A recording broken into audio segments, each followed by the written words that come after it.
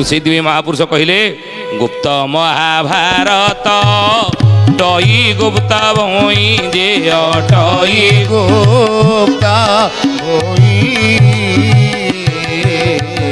ସେନାପତି ଆତ ଜାତ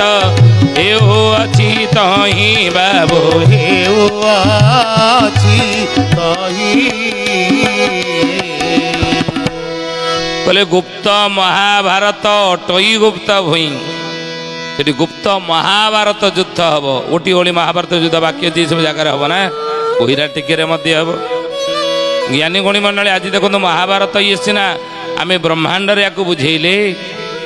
ଇଏ ପିଣ୍ଡରେ ମଧ୍ୟ ମହାଭାରତ ଯୁଦ୍ଧ ଚାଲିଛି। ଆମ ବିଚାର ସହିତ ଯୁଦ୍ଧ ଚାଲିଛି, ବିବେକ ସହିତ ମନର ଯୁଦ୍ଧ ଚାଲିଛି, ଏ ଭିତରେ ଯୁଦ୍ଧ ଚାଲିଛି ନାଇଁ। ଇନ୍ଦ୍ରିୟ ମାନଙ୍କ ସହିତ ବିବେକର ମଧ୍ୟ ଯୁଦ୍ଧ ଚାଲିଛି। ପଞ୍ଚ ଜ୍ଞାନେନ୍ଦ୍ରିୟ ପଞ୍ଚ କର୍ମେନ୍ଦ୍ରିୟ ଆମ ଭିତରେ ରହିଛି। ତେଣୁ ସେ ପାଞ୍ଚ ଜ୍ଞାନେନ୍ଦ୍ରିୟ ପାଞ୍ଚ କର୍ମେନ୍ଦ୍ରିୟ ମିଶିଗଲା 10 ଇନ୍ଦ୍ରିୟ,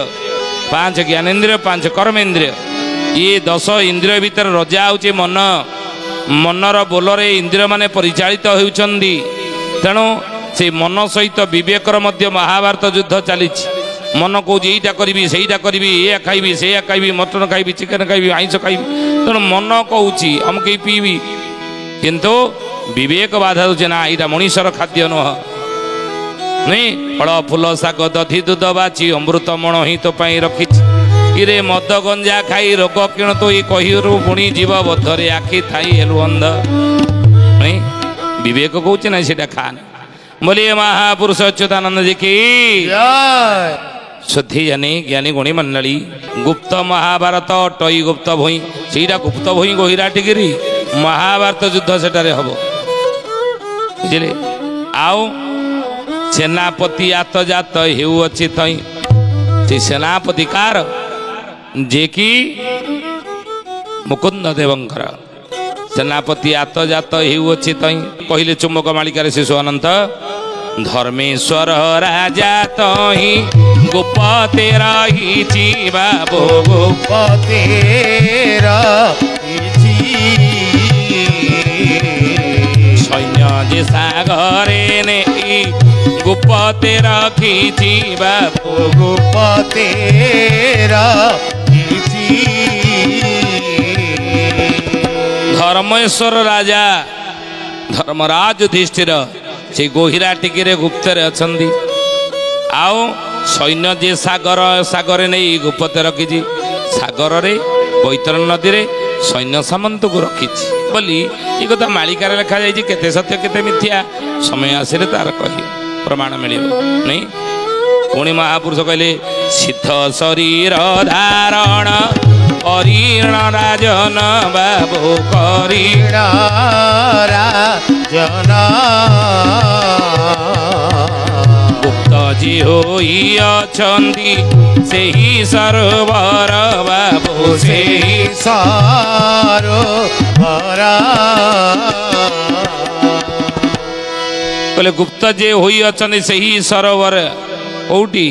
ना जो वैतरण नदी सरोवर रे धर्मराज युधिष्ठिर सैन्य जगै की रखिछन। युद्ध हब महाभारत युद्ध से आपण जानती पारिवारिक व्यवस्था देखले से अंचलवासी माने सब को माने सब अच्छा कहले सैन्य जे सागरे घेनी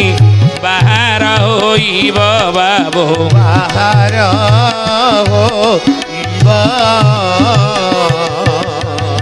बड़ी महाभारत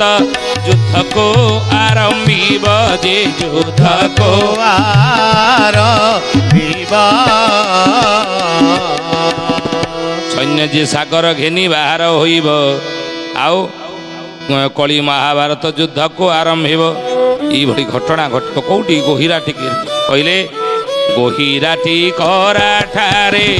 हाड़ कुड़ा कुड़ा बाबू हाड़ कुड़ा कुड़ा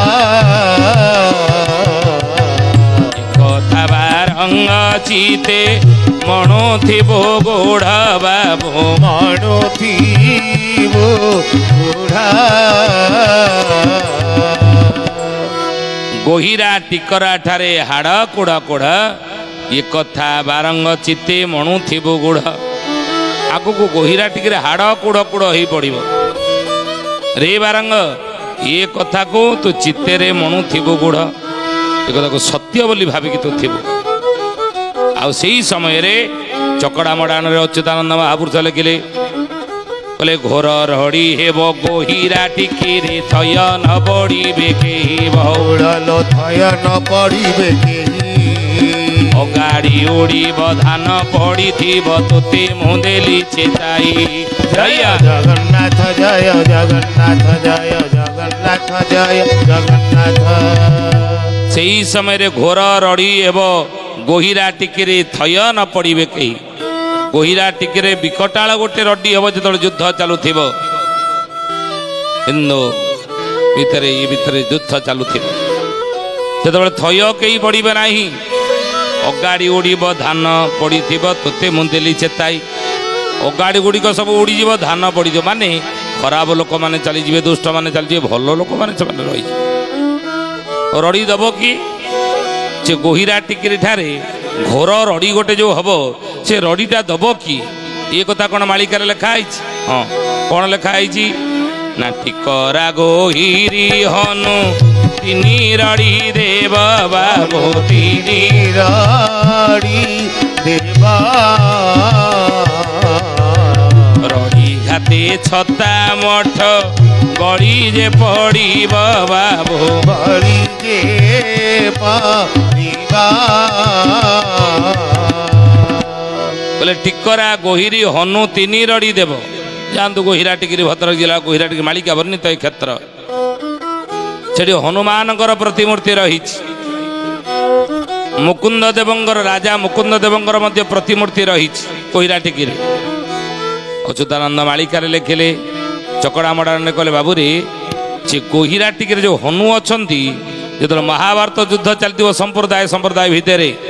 ସେଠି ହନୁ ତିନି ରଡ଼ି ଦେବ ବୋଲି ମାଳିକାରେ କୁହାଯାଇଛି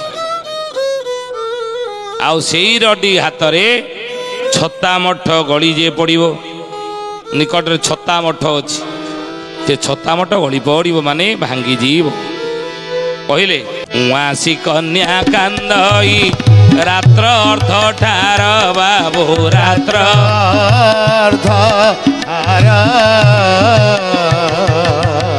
କେହି ନ ଜାଣନ୍ତି ଭଗତ ଜାଣନ୍ତି ସତ୍ୱର ବାବୁ ଜାଣନ୍ତି ସତ୍ୱର